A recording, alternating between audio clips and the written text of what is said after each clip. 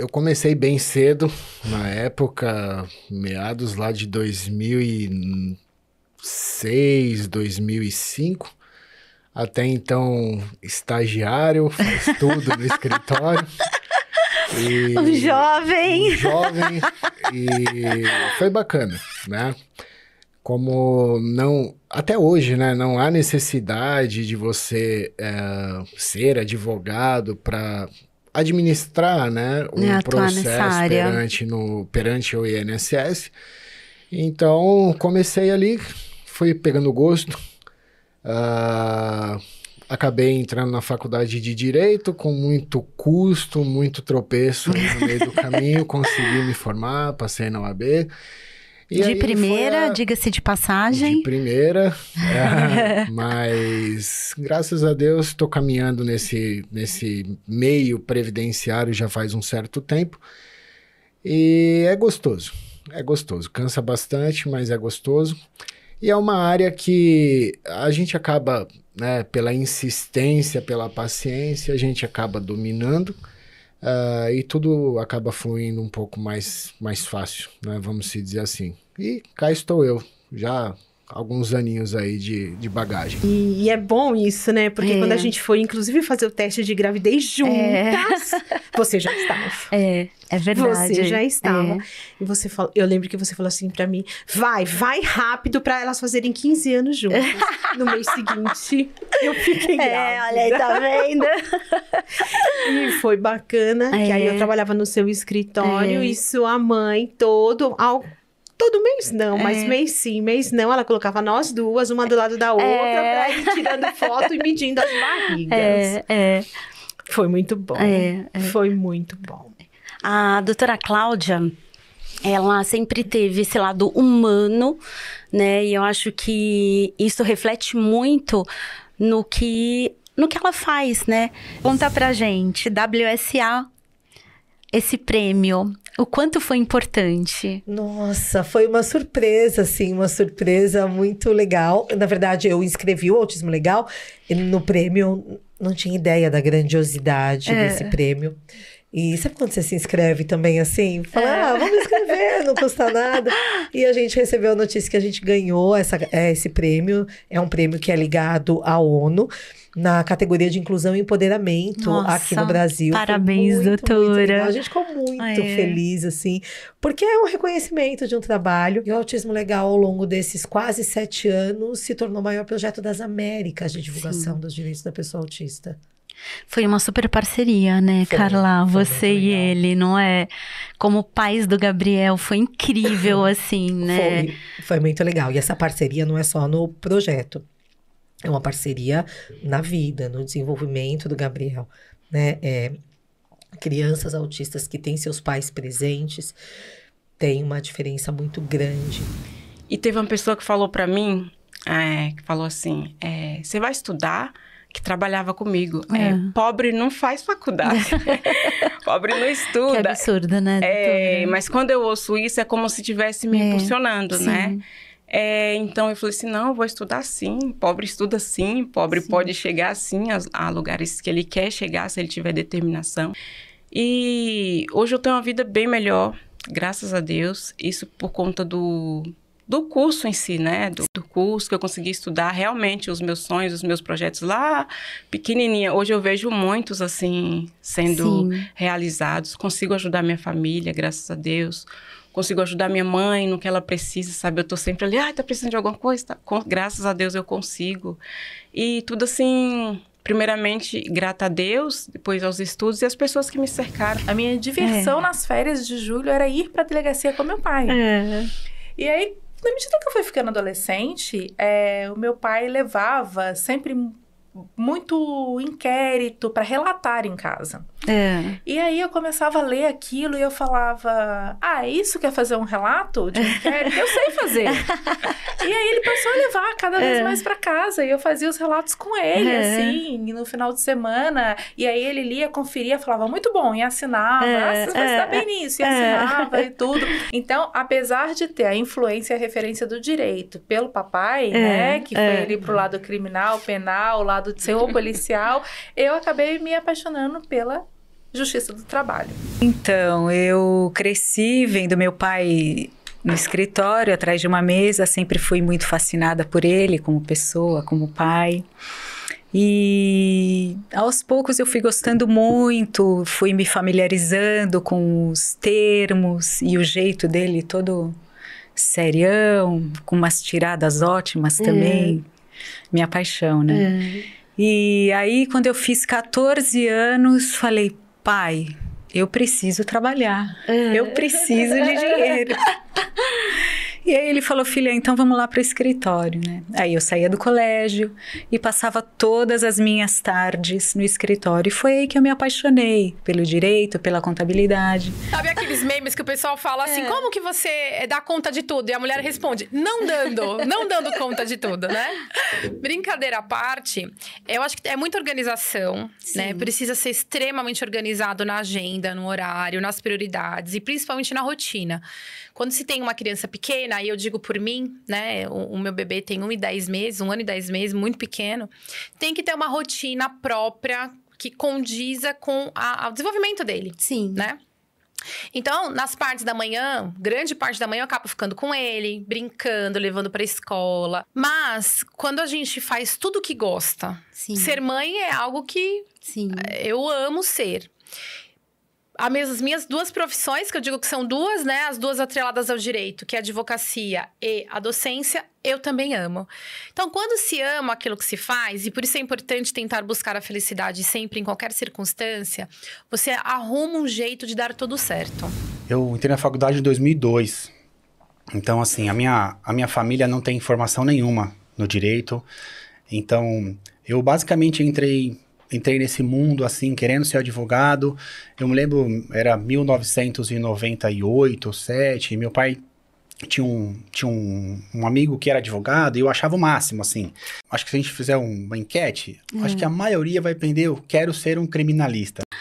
Sabe, a aula de direito penal, a aula de processo penal é muito, sabe, é fascinante, né? Mas aí a nossa carreira vai tomando um outro rumo e você vai estagiando nesse escritório, tomara civil, mais processo, aí depois Seguros, eu comecei poxa, o processo civil me conduzia mais do que qualquer outra matéria, né? E a gente foi andando dentro do processo civil e dentro da área de seguro, que é uma área bem específica, muito difícil. A proximidade que eu tenho com o meu pai até hoje, eu tenho a grata satisfação de trabalhar com ele até hoje, o meu escritório é contíguo ao dele, é enorme, porque eu falo que hoje ele é o meu menino. Ele é o meu... Inverteu. Ele é o meu menino. Porque eu tive todo esse pilar com ele, de trabalho, de tudo mais. E como eu te disse, no começo, era uma indecisão se fazer o direito, se fazer a contabilidade ou se fazer a engenharia. E isso me formou como pessoa, como homem para tratar as pessoas, porque na vida da gente, a gente aprende que tudo é tratamento, tudo é como lidar um com o outro, e isso tudo a gente só aprende nessa base sólida. O pouco que eu tenho, né, eu devo ao direito. O direito me proporcionou ter uma vida que eu não tinha.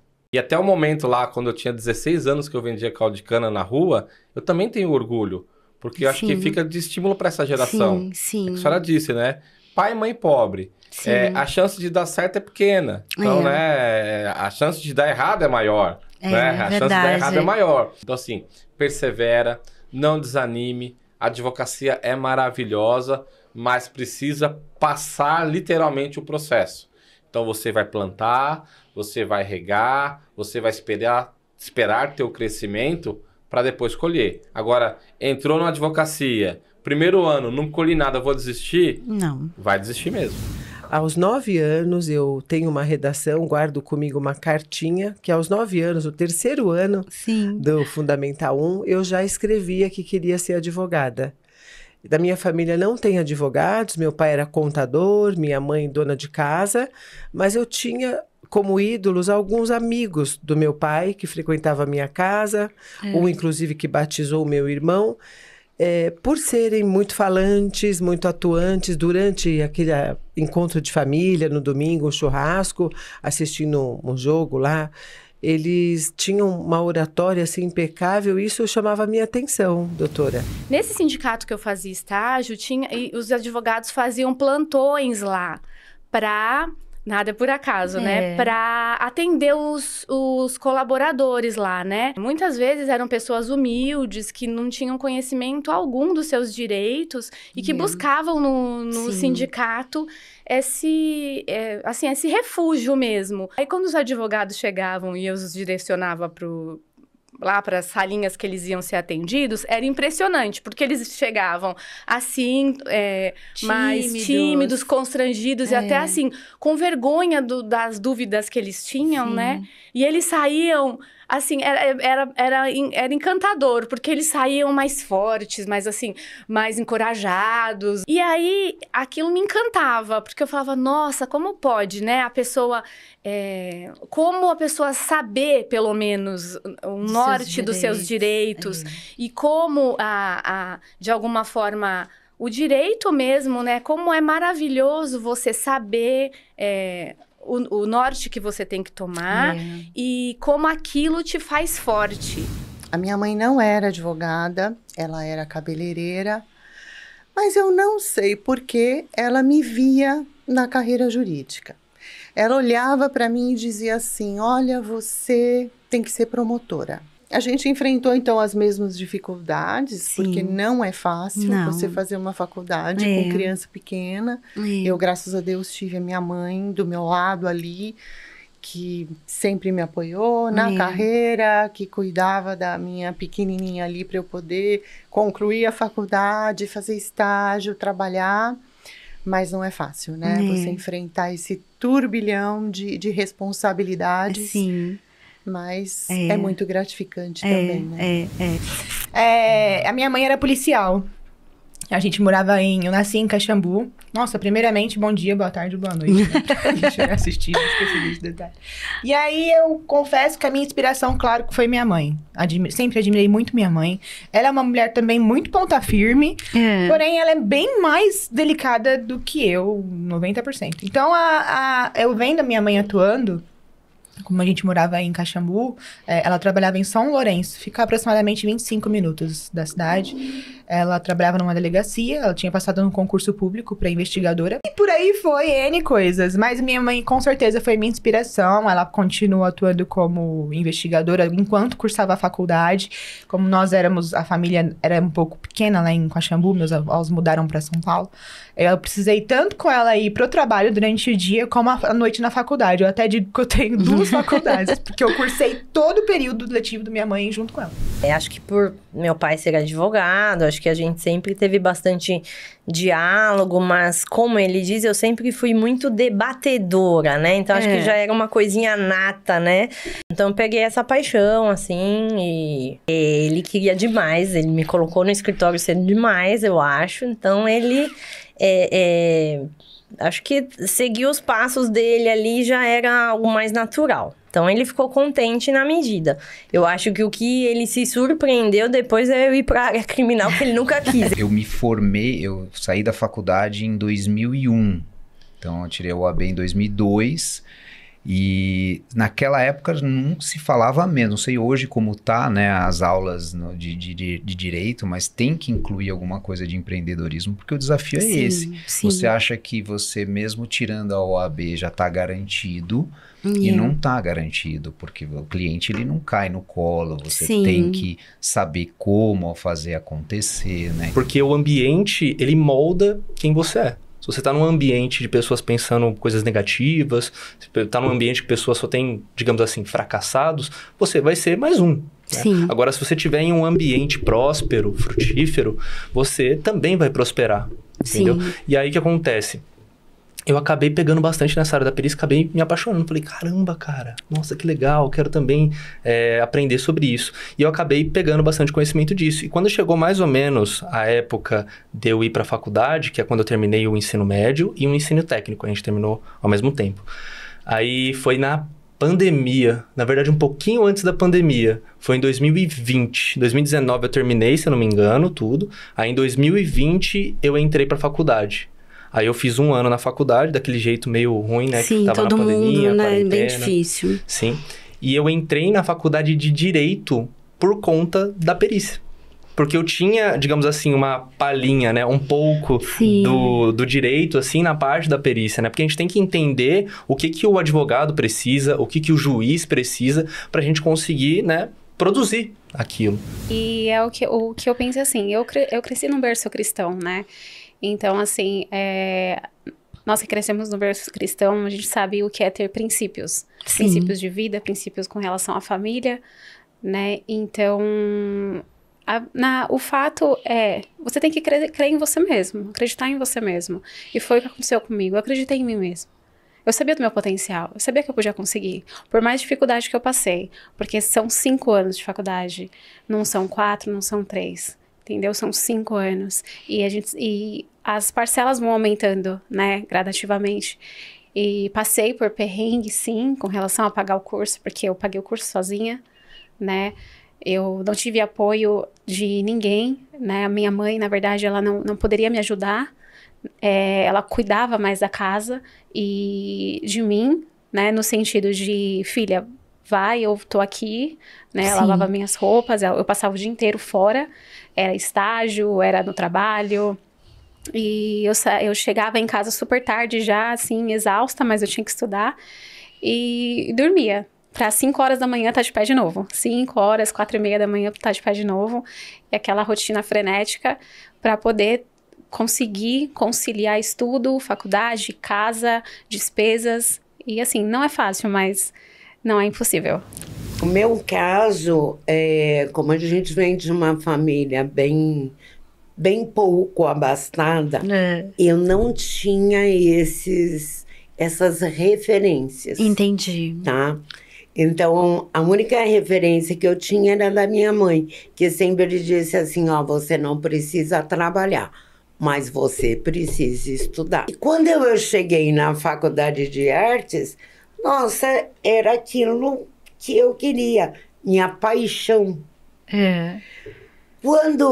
Então, quando eu fui fazer contabilidade, também era minha paixão, porque eu sempre me dediquei. Sim. Quando eu fui fazer direito, então, era meu amor, sabe? Assim, aquele amor da vida inteira. Sim. Então, é assim, eu me deixo muito guiar pelas minhas intuições, que alguns vão dizer que é revelação, outros vão dizer que é...